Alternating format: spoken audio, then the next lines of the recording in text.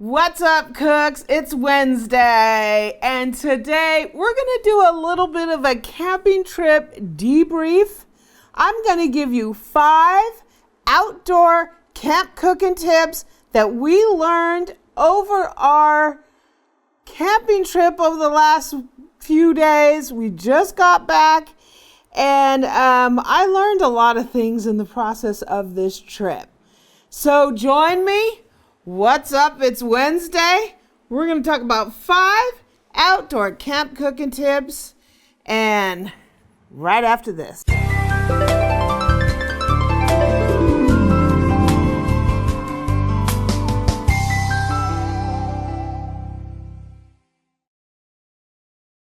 So we just got back from a camping trip. We have an RV, but we only take it out a few times a year. We actually haven't taken it out since last year. And so we were going out and we were going to do this big cook fest, right? I had plans to cook all this stuff, and some of it happened and some of it didn't happen, and some of it was great and some of it was an absolute disaster.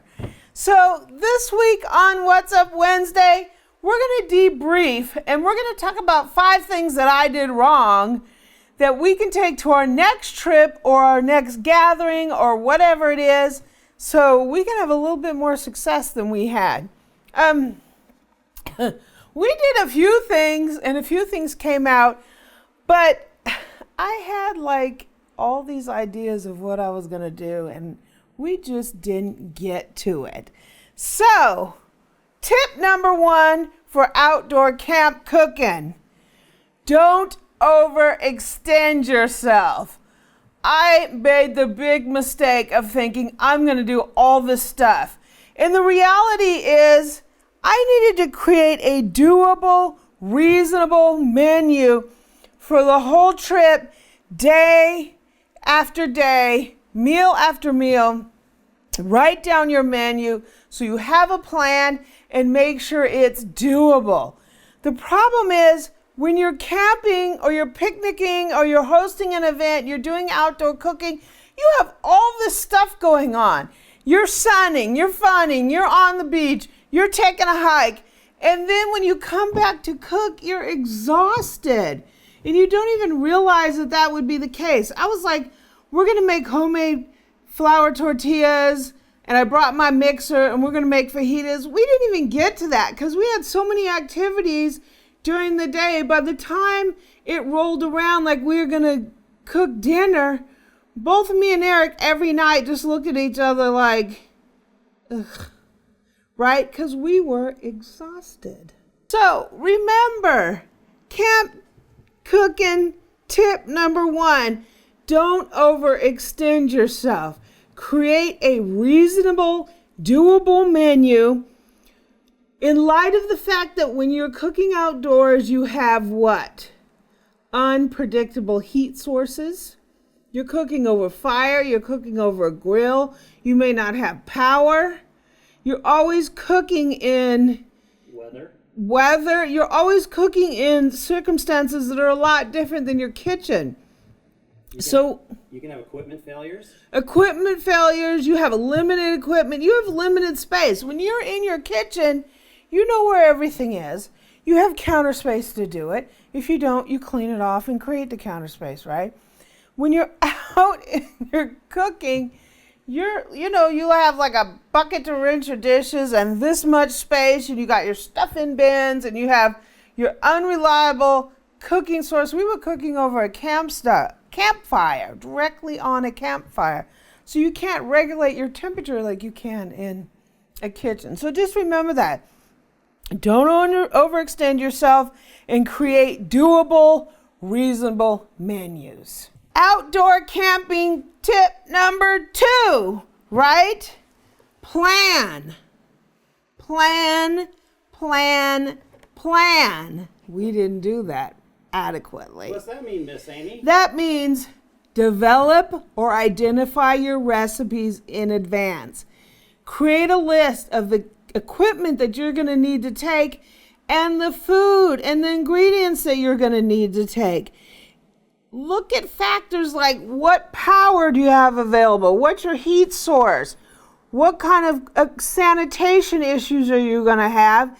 And recruit your help in advance and give them their assigned roles so that you know you can get everything done. Even if your help is just your significant other, right? Make sure they know they can't just sit around and yollygag all day long, that there's specific things that you need help with, and recruit them in advance.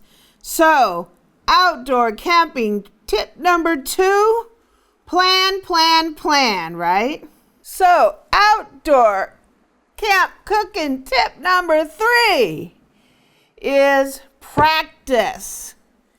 The worst thing to do is to go out when you're in adverse conditions and cook a recipe that you've never done before. You may have never cooked it over the same type of heat source, but try your recipe in the house or on your backyard deck before you go out to cook it in an unfamiliar environment. This is particularly the case if you plan to have guests at your outdoor event, or you plan to take your dish to a potluck. You don't want to end up having nothing to take to the potluck because you didn't practice your recipe, or your heat source got messed up and you didn't anticipate that could happen. Trust me, it happens. So you have no cell service? You have no cell phone service, you have no recipe, so you can't to find one. Miss Amy, help me. Yeah. Page not found. So outdoor camp cooking tip number 3, practice. Outdoor camping tip number 4 is execute. You got your ingredients, you got your recipe, everything is planned out.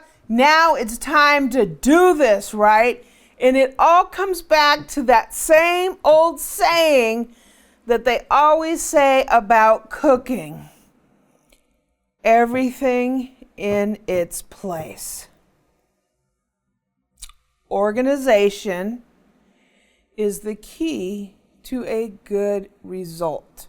That means start early, set up your cook area, get your equipment ready, get your heat source fired. Either you're cooking on the grill or you're on the campfire. Get your heat source fired and ready to go, and get all your ingredients prepped prior to starting to cook. Because nothing's worse, especially when you have an inconsistent heat source, to not be prepped in advance. So when you have to do something and execute it, your ingredients are not ready for you when you need them. So if you start to cook something and then you have to go prep something else, this is left unattended, or it can overcook by the time you get this prepped and into your pan or whatever, into your heat source. So make sure you organize everything, you get your equipment ready, and you get all your prep done. Everything in its place, and while it's happening, what? Keep calm. Like Eric has this tendency of freaking out.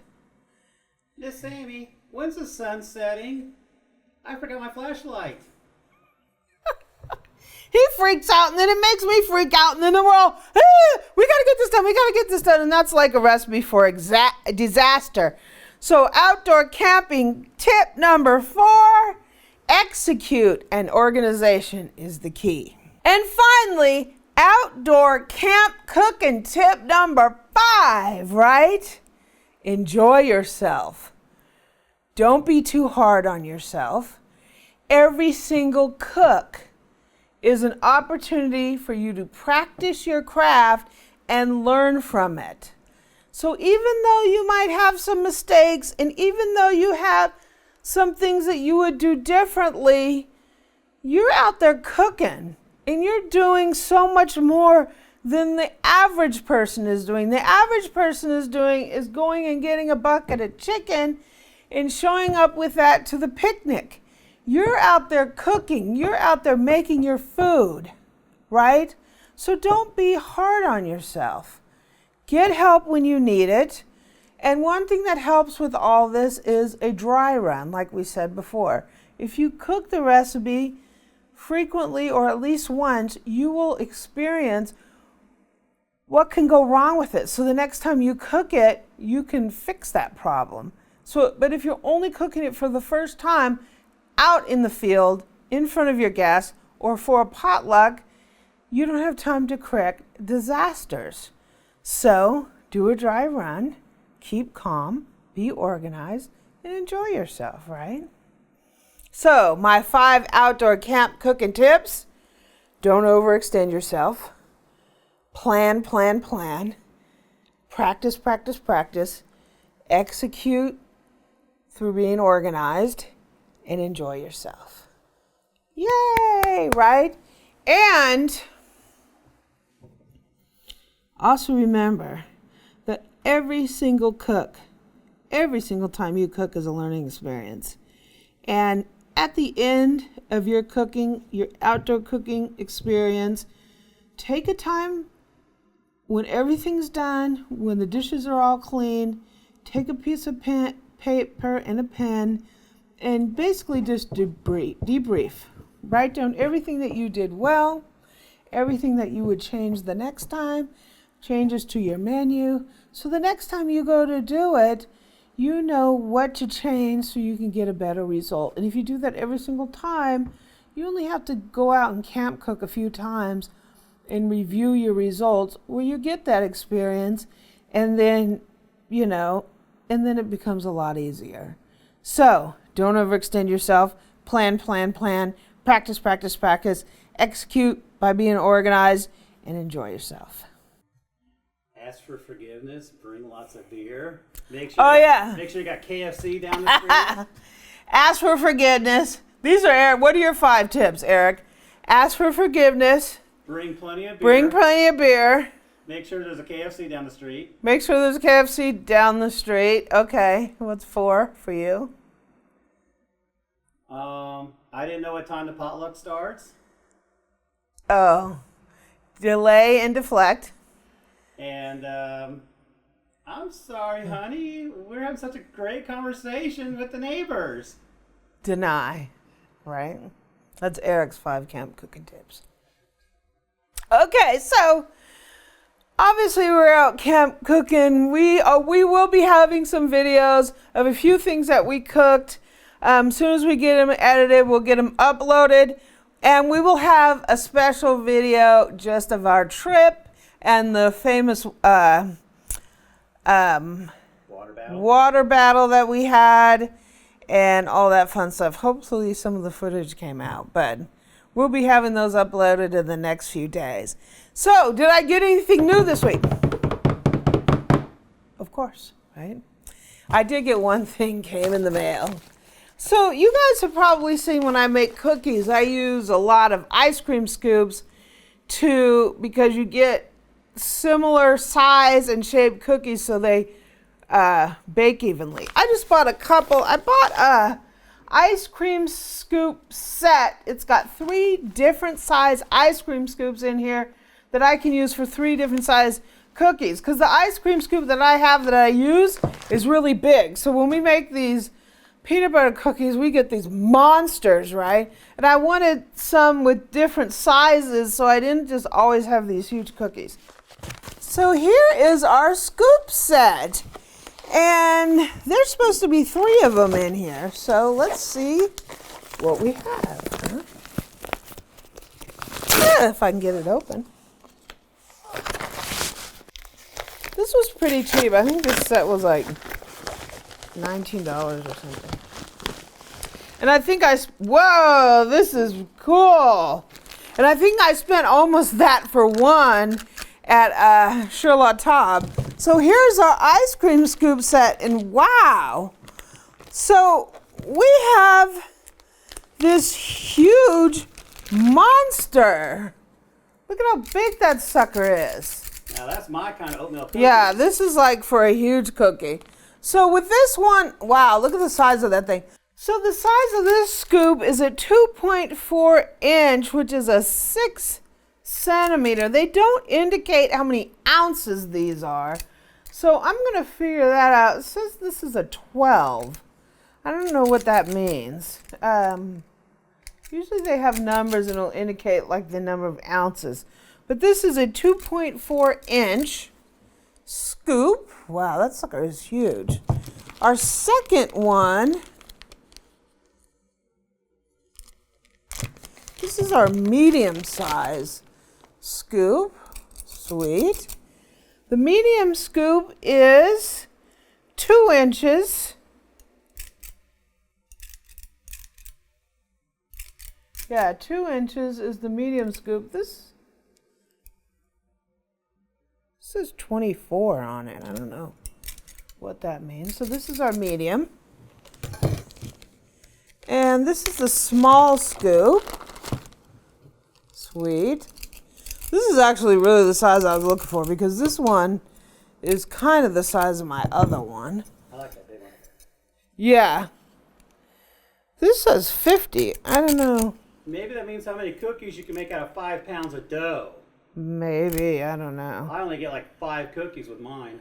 This is a 1.6 inch or 4 centimeters. So we have the large is 2.4, the medium is 2, and the small is 1.6. So here are our scoops. So these are pretty cool. I like this. This set was $22.98. So I think that's pretty good because a lot of times you'll pay like $15 for one. So I'll put a link in the description to these scoops. They're by Say-By is the name. I'll put a link down in the description to that set. So I hope you guys are having a great week. You're going to have a great Wednesday today. School is coming back in session. Colleges and K through 6 and junior high and high school are all going back to school soon. And guess what's coming up? Fall, right? So that means we get to get out our autumn decorations, our tablescapes, all that fun stuff. Yeah. Festivals and pumpkins and pumpkin spice. And you know what's around the corner after that? Snow! Oh, great. And cold, right? I am looking forward to fall, though, because I really like to decorate. And my favorite holiday is coming up, Thanksgiving, right? Apple cider. Apple cider and pumpkins. Yeah, we got a lot of fun stuff coming up. So I hope you have a great week. I hope you had a great weekend. I hope you enjoyed our little 5 outdoor camp cooking tips, and if they will be helpful to you. If you like this video, please subscribe below and leave me a comment and a like, and visit my website at amylearnstocook.com. I'm also on Twitter and Pinterest at Amy Learns to Cook, and we have a really nice Facebook page going at facebook.com/groups/Amy Learns to Cook. We talk about kitchen gadgets, recipes. People post pictures of what they're cooking. So come on and send me a request to join the group. We have a lot of fun in there. Also on Instagram, I'm at Cooking with Amy. And I hope you're having a great week, and I'll see you next time. Yay! Yay!